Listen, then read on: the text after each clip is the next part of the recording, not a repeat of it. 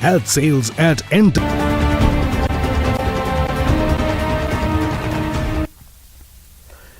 नमस्कार, 20 मिनट में 20 खबर में आपका स्वागत है। मैं हूं आपके साथ सुमित गुप्ता।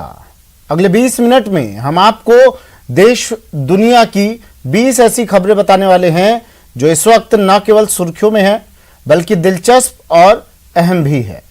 तो चलिए शुरू करते हैं 20 मिनट में 20 खबरों का सिलसिला। सबसे पहले देखते हैं राजस्थान की कौन कौन सी खबर इस वक्त अहम है। टोंक के दत्तवास पुलिस थाने में बुधवार की रात भर भारी बवाल हुआ। ये बवाल पप्पू मीणा नाम के एक शख्स की मौत के बाद शुरू हुआ, जिसे संभालना पुलिस के लिए भी मुश्किल हो गया था। बताया जा रहा है कि दत्तवास थाने में पप्पू मीणा की संदिग्ध हालत में मौत हो गई थी। पुलिस पप्पू मीणा को पकड़कर थाने लाई थी और फिर उसकी मौत की खबर आई। पप्पू की मौत की खबर से पूरे इलाके में हड़कंप मच गया है और उसके परिजनों के साथ दर्जनों लोगों ने थाने का घेराव कर तोड़फोड़ शुरू कर दी।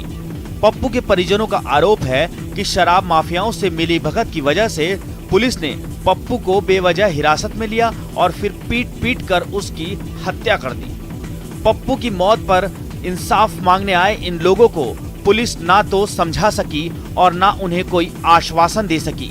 इतना ही नहीं, पुलिस वालों ने इस मामले में कोई जानकारी भी नहीं दी, बस मूक दर्शक होकर लोगों को बवाल मचाते देखते रही।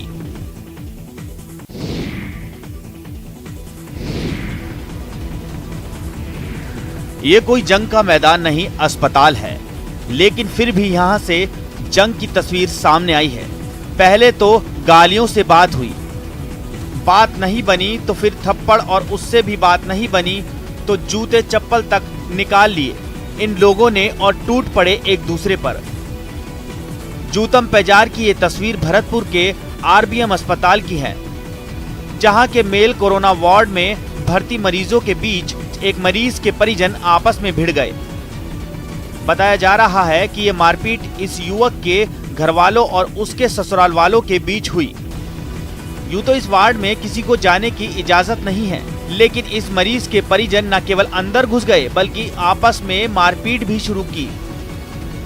कोरोना वार्ड में इस कदर मारपीट का ये वीडियो सामने आने के बाद से बवाल मचा हुआ है और अस्पताल प्रशासन ने भी इस बात की जांच शुरू कर दी है कि लोग अंदर कैसे दाखिल हुए।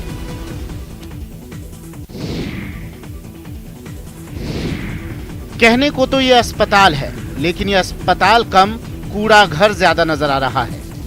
दरवाजे के सामने या फिर पीछे, बेड के नीचे, फर्श पर या फिर बाहर बरामदे में, यहाँ गंदगी का अंबार नजर आता है। दवाई के पैकेट से लेकर इस्तेमाल किए गए बेडशीट और दूसरे साजो सामान पूरे अस्पताल में बिखरे हुए हैं। बाना के जिला अस्पताल में ये कोरोना वार्ड तो नहीं है, लेकिन जनरल वार्ड और आईसीयू का हाल बेहाल है।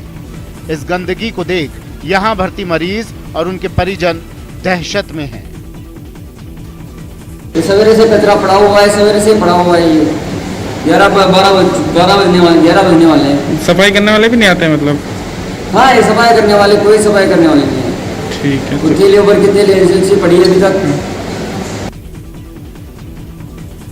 अस्पताल की सफाई के लिए अस्पताल प्रशासन को तो यहाँ आने वाले लोग कोस रहे हैं, लेकिन ये गंदगी फैलाने में यहाँ आने वालों का भी कम योगदान नहीं है। लोग अस्पताल आते हैं और इधर उधर कचरा फेंक कर घर निकल जाते हैं। अगर यहाँ आने वाले लोग कूड़ेदान का सही से इस्तेमाल करते तो फिर यह अस्पताल यूं कूड़ा घर नहीं बनता।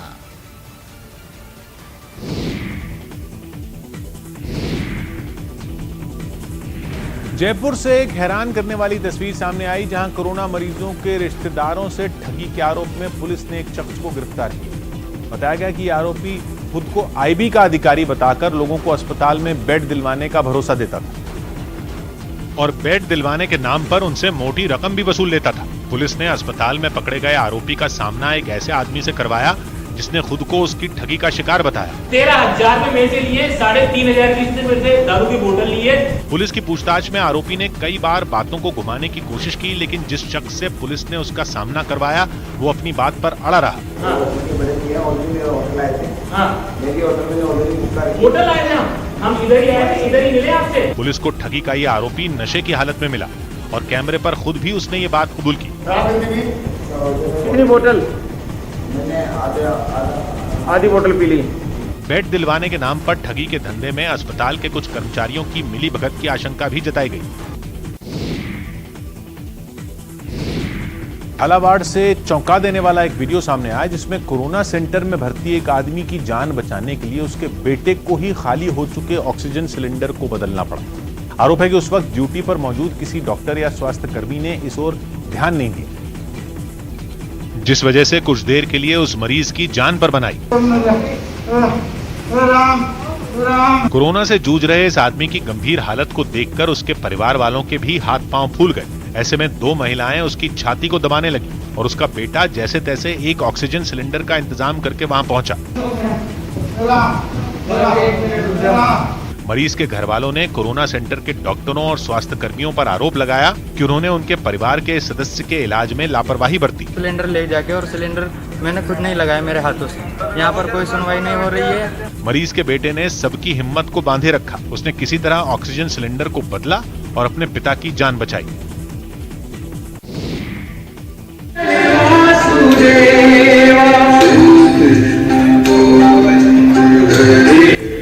हौसला बना रहे, कोरोना से जीत की उम्मीद बनी रहे। इसी के लिए डूंगरपुर के सागवाड़ा उपजिला अस्पताल में डॉक्टर्स और नर्सिंग स्टाफ एक साथ कृष्ण भजन गा रहे हैं।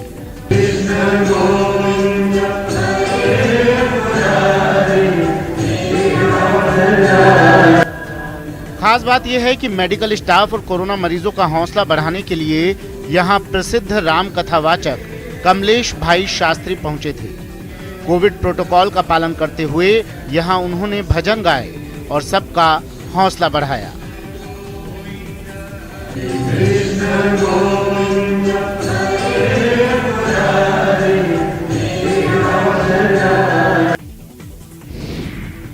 कोरोना काल में दौसा के कोरोना वॉरियर्स का हाल बेहाल है। रोजाना सैकड़ों के सैंपल लेने से लेकर उनकी जांच करने का काम करने वाले इन लोगों को पिछले 1.5 साल से छुट्टी नहीं मिली है। दूसरों की जिंदगी बचाने के लिए अपनी जिंदगी दांव पर लगाने वाले लोगों का कहना है कि कोरोना उनकी जिंदगी के लिए एक ऐसा ग्रहण बन गया है जिसके छटने की उम्मीद फिलहाल नजर नहीं आ रही है। इन लोगों का कहना है कि जब से उन्होंने कोरोना मरीजों के लिए काम करना शुरू किया है उस वक्त से ये अपने ही घर में अपने ही लोगों के लिए बेगाने हो गए हैं। ये ना तो अपने बच्चों को अपने पास बुला सकते हैं और ना अपनों के पास जा सकते हैं। हाल ये है कि ये अपने ही घर में अलग थलग रहते हैं। ये कोई शोरूम नहीं है मोटरसाइकिलों और कारों का। ये कोई गैराज भी नहीं है जहां ये कारें ठीक होने आई हैं। ये तो सवाई माधोपुर जिला मुख्यालय की वो जगह है जहां जब्त की हुई गाड़ियां रखी गई हैं। बताया जा रहा है कि सवाई माधोपुर के अलग अलग थानों में अब जब्त की हुई गाड़ियों को रखने की जगह नहीं है, जिसकी वजह से इन्हें यहाँ रखा गया है। दरअसल ये गाड़ियाँ लॉकडाउन का उल्लंघन करने वाले वैसे लोगों की है जो फालतू में तफरीक करने निकले थे। पुलिस वालों के समझाने पर भी समझ नहीं रहे थे और मजबूरी में पुलिस वालों को उनकी गाड़ियां सीज करनी पड़ी थी।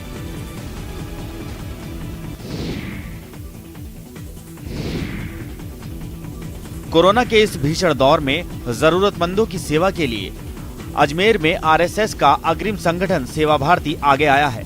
सेवा भारती ने यहां जरूरतमंदों के लिए 10 ऑक्सीजन कंसंट्रेटर मुहैया कराए हैं। ऑक्सीजन कंसंट्रेटर के साथ साथ सेवा भारती ने राजहंस वाटिका में कोरोना मरीजों के लिए एक केयर सेंटर भी तैयार किया है, जहां डॉक्टर की सलाह पर कोरोना मरीजों को रखा जा सकता है। यहां रहने वाले कोरोना मरीजों की जरूरत के लिए सभी साजो सामान भी रखा गया है, साथ ही उनके खाने पीने की भी व्यवस्था की गई है। सेवा भारती अजमेर की ओर से आज से 10 कंसंट्रेटर मरीजों के लिए जो कोविड से परेशान हैं, ऑक्सीजन के अभाव में उनके प्राण न जाए, इसके लिए यह व्यवस्था की गई है। 10 कंसंट्रेटर उपलब्ध हैं यहाँ पर। यहाँ से जिनको आवश्यकता है उनको घर भी दिए जा सकते हैं, घर के लिए उपयोग किए जा सकते हैं और यहाँ रह करके भी इनका उपयोग कर सकते हैं। ऐसे कुछ बेड की सुविधा यहाँ भी उपलब्ध रहने वाली है।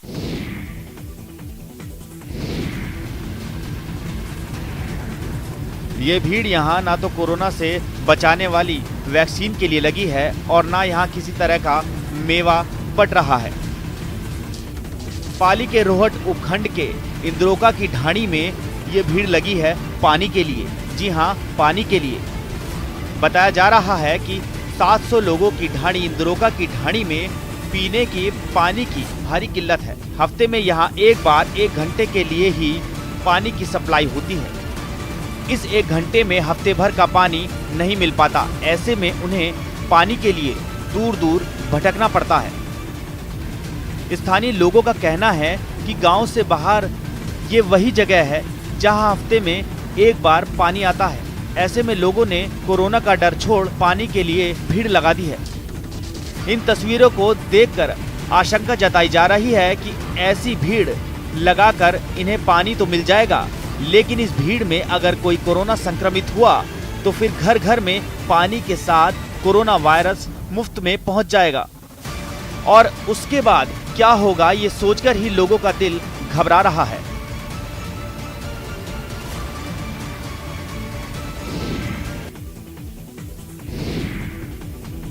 इंसान के बाद अब शेर भी कोरोना संक्रमित होने लगे हैं। हैदराबाद के चिड़ियाघर में 8 शेरों के कोरोना संक्रमित होने के बाद अब जयपुर के नाहरगढ़ बायोलॉजिकल नेशनल पार्क में भी कोरोना ने दस्तक दे दी है। खबर है कि नाहरगढ़ लॉयन सफारी का लॉयन त्रिपुर कोरोना संक्रमित हो गया है। बरेली के इज्जत नगर स्थित IVRI यानी भारतीय पशु चिकित्सा अनुसंधान संस्थान की जांच में लॉयन त्रिपुर में कोरोना संक्रमण की पुष्टि हुई है। आपको बता दें, देश में सबसे पहले हैदराबाद के नेहरू जूलॉजिकल पार्क में 8 शेर कोरोना पॉजिटिव हुए थे। उसके बाद यूपी के इटावा स्थित लॉयन सफारी में एक शेरनी कोरोना पॉजिटिव आई थी और अब जयपुर चिड़ियाघर के शेर त्रिपुर में कोरोना वायरस का संक्रमण पाया गया है। बताया जा रहा है कि यहाँ का व्हाइट टाइगर चीनू में भी कोरोना के लक्षण नजर आ रहे हैं। हालांकि अभी उसकी जांच रिपोर्ट नहीं आई है। इंसानों के बाद जानवरों का इस तरह कोरोना संक्रमित होना खतरे की घंटी की तरह है, क्योंकि अगर ये सिलसिला नहीं रुका तो फिर कोरोना विकराल रूप अख्तियार कर सकता है। चलिए अब देख लेते हैं कुछ अन्य राज्यों की खबरें।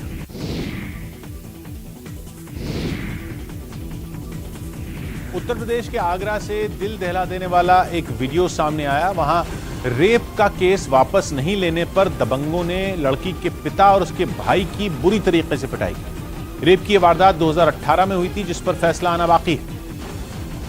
लेकिन उससे पहले ही इस मामले के आरोपी और उसके साथियों ने मिलकर लड़की के पिता और भाई को डंडों से पीट दिया। सामने आई तस्वीर में दिखा कि बदमाशों ने उन दोनों को यमुना नदी के किनारे घेर लिया और उन पर टूट पड़े। उन्होंने पीड़िता के भाई को इतनी बुरी तरह पीटा कि वो पानी में गिर गया।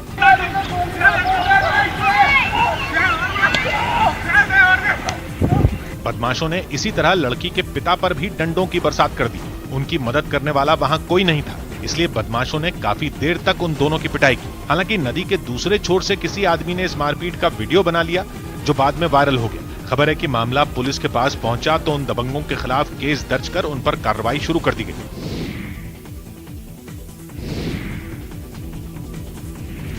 यूपी के इटावा में एक पुलिसकर्मी को मारपीट करने के आरोप में निलंबित कर दिया गया। आरोप है कि पाबंदी का पालन करवाने के दौरान इस पुलिस वाले ने एक दुकानदार और उसके परिवार वालों से मारपीट की। इस पूरी घटना का एक वीडियो भी सामने आया, जिसमें कुछ पुलिस वाले दुकानदार और उसके घर वालों को पकड़कर खड़े दिखाई दिए। तभी वहां मौजूद एक सिपाही उन लोगों को लात से मारने लगा। इस बीच बाकी पुलिसकर्मी उस दुकानदार और उसके परिवार वालों को अपनी गाड़ी में बैठाने की कोशिश करते दिखे। इस दौरान भी आरोपी सिपाही उनमें एक आदमी का गला पकड़कर जबरन गाड़ी के अंदर धकेलता नजर आया। उसने उस पर थप्पड़ भी बरसाए। इसके बाद पुलिस उन सभी को थाने ले गई। हालांकि उन्हें थोड़ी देर बाद छोड़ दिया गया। दुकानदार के शरीर पर चोट के कई निशान भी नजर आए।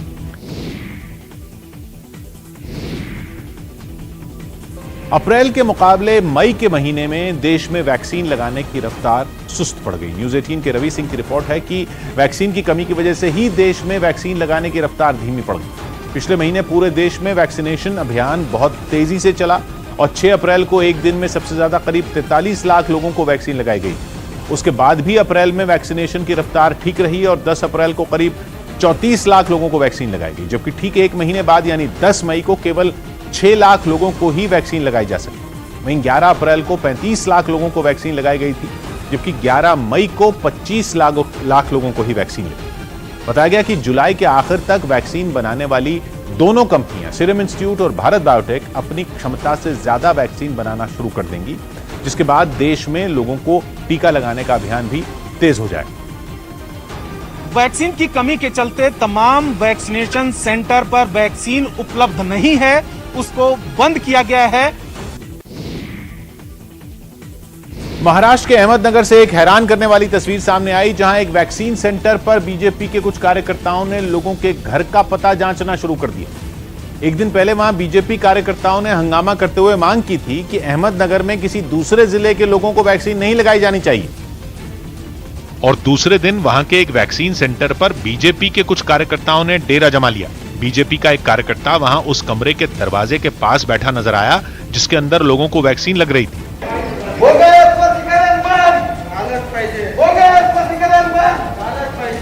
वो एक एक करके लोगों के पहचान पत्र देखता रहा और तसल्ली होने के बाद ही उसने लोगों को अंदर जाने दिया।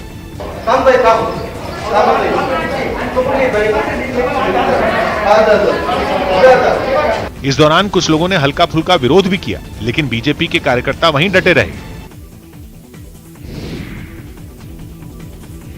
गुजरात के भावनगर में एक होटल में बने कोरोना सेंटर में अचानक आग लग गई, जिसके बाद वहां भर्ती मरीजों को सुरक्षित बाहर निकाला गया। आशंका जताई गई कि यह आग शॉर्ट सर्किट की वजह से लगी, जिससे वहां मौजूद मरीजों की जान खतरे में पड़ गई। ऐसे में वहां अफरा तफरी मच गई।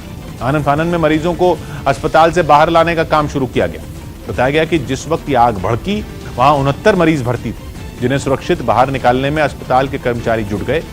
किसी मरीज को व्हीलचेयर पर तो किसी को स्ट्रेचर के जरिए सुरक्षित बाहर लाया गया और फिर वहां से उन्हें एम्बुलेंस की मदद से दूसरी जगह शिफ्ट किया गया।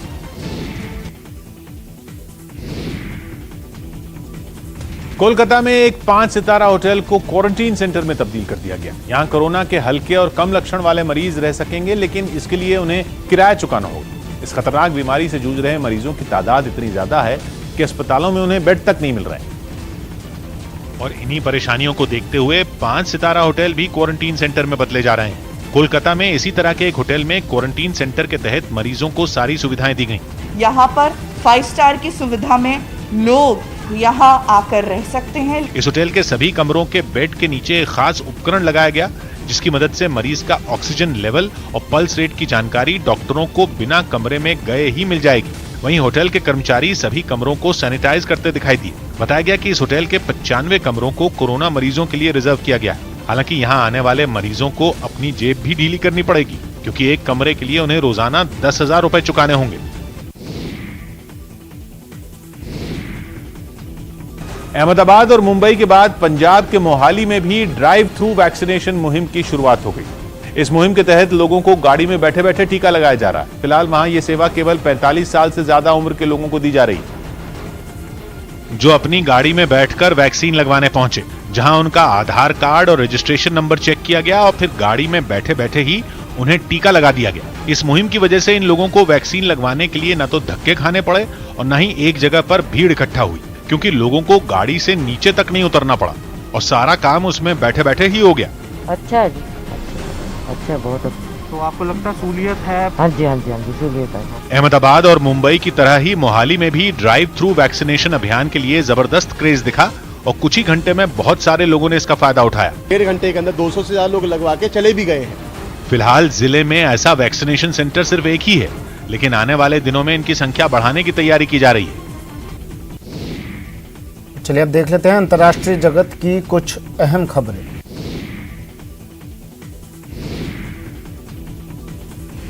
यूरोप के देश पुर्तगाल में एक फुटबॉल क्लब ने 19 साल बाद पुर्तगाल प्रीमियर लीग का खिताब अपने नाम किया तो उसके फैन जोश में होश ही खो बैठे। जीत के खुमार में उन्होंने कोरोना काल में सड़कों पर ऐसा हुड़दंग मचाया कि पुलिस को मोर्चा संभालना पड़ा।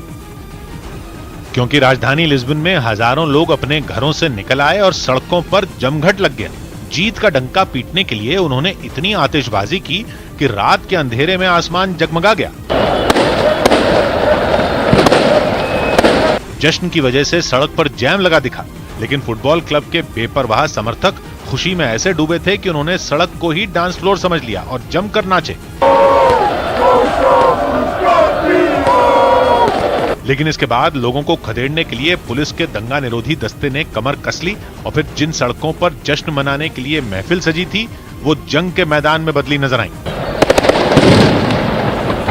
इसी बीच एक बस पर सवार विजेता टीम ट्रॉफी लेकर सामने से गुजरी तो उसके फैंस के अंदर हिलोरे मार रही खुशी का कोई ठिकाना ही नहीं रहा और वो बेकाबू हो गए। पुलिस ने लाठीचार्ज किया तो भगदड़ में कुछ सड़कों पर गिर पड़े, लेकिन कुछ ढीठ तब भी नहीं माने। पुलिस ने लोगों को आगे बढ़ने से रोकने के लिए बैरियर लगाए, लेकिन वो बैरियर तोड़कर आगे बढ़ने की कोशिश करते दिखे।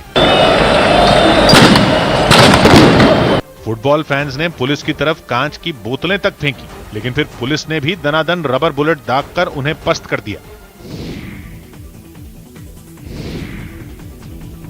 अमेरिका के कैलिफोर्निया से हैरान करने वाली तस्वीरें सामने आई, जहां चोर और पुलिस के बीच चल रहे पकड़म पकड़ाई के खेल में अचानक तब ट्विस्ट देखने को मिला जब पुलिस से भाग रहे आरोपी चोर के ट्रक में ही भीषण आग लग गई और सड़क पर दौड़ते हुए ट्रक के दाहिनी तरफ वाला अगला टायर देखते ही देखते आग के गोले में तब्दील हो गया, जिसकी वजह से आरोपी को ट्रक बीच रास्ते में ही रोकना पड़ा। इस दौरान ट्रक का जलता टायर आग की लपटों के साथ काला धुआं भी फेंकने लगा। डर के मारे आरोपी चोर ट्रक से कूद गया और जान बचाकर वहां से भागा और फिर शुरू हुआ चोर पुलिस में चूहे बिल्ली का खेल। आरोपी तेजी से एक दीवार से दूसरी दीवार लांघते हुए पुलिस से दूर भागता रहा, लेकिन एक चोर पर पुलिस पहले से ही उसको घेरने की तैयारी में उसका इंतजार करती नजर आई। आखिरकार चोर ने घुटने टेक दिए और खुद को पुलिस के हवाले कर दिया। उधर चोरी किए हुए ट्रक में लगी आग को दमकल कर्मियों ने बुझा तो दिया, लेकिन तब तक उसका आगे का हिस्सा जलकर राख हो चुका था।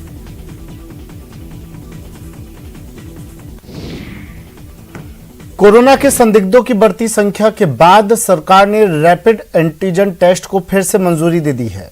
सभी सरकारी और निजी अस्पतालों में अब एंटीजन टेस्ट होंगे और पॉजिटिव मरीजों का कोरोना प्रोटोकॉल से इलाज होगा। अभी तक एंटीजन टेस्ट के बाद भी आरटी-पीसीआर टेस्ट की जरूरत होती थी। देखिए ये रिपोर्ट।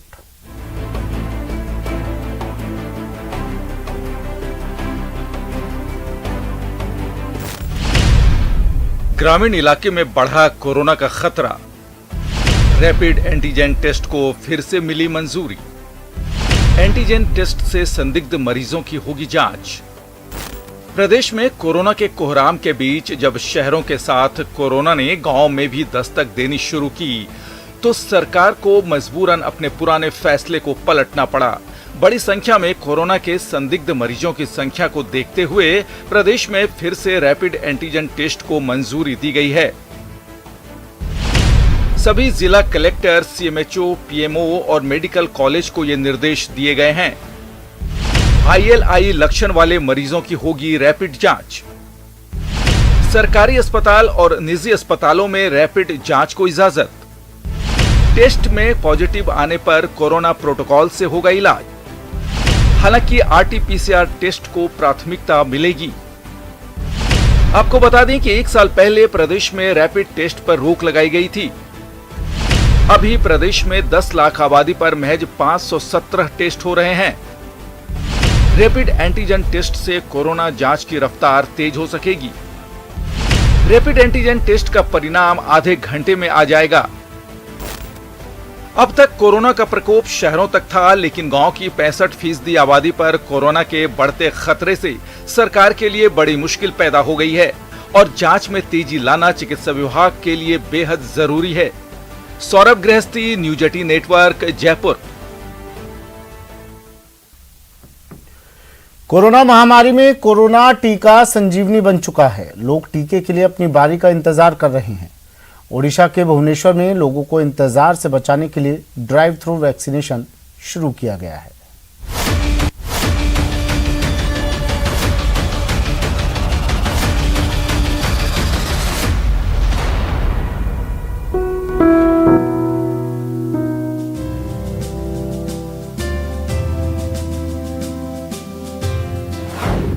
ना भीड़ भाड़, ना लंबी कतार, बिल्कुल नहीं करना है इंतजार।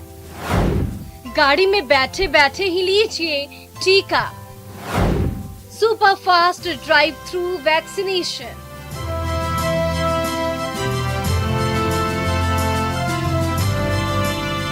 ओडिशा के भुवनेश्वर में ड्राइव थ्रू वैक्सीनेशन कमाल की साबित हो रही है। लोगों में टीका केंद्रों पर भीड़ भाड़, लंबा इंतजार और लंबी कतार के डर को ड्राइव थ्रू वैक्सीनेशन ने जड़ से खत्म कर दिया है।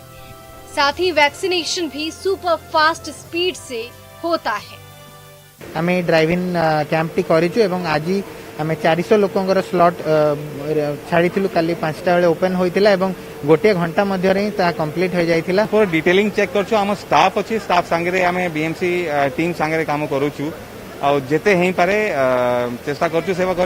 कोरोना के खिलाफ टीकाकरण अभियान में भारत ने अमेरिका और चीन को पीछे छोड़ दिया है। 17 करोड़ से ज्यादा वैक्सीन के साथ भारत दुनिया का सबसे तेज वैक्सीनेशन करने वाला देश है और इसमें ड्राइव थ्रू वैक्सीनेशन कैंपेन। चलिए फिलहाल इतना ही, दीजिए इजाजत, नमस्कार।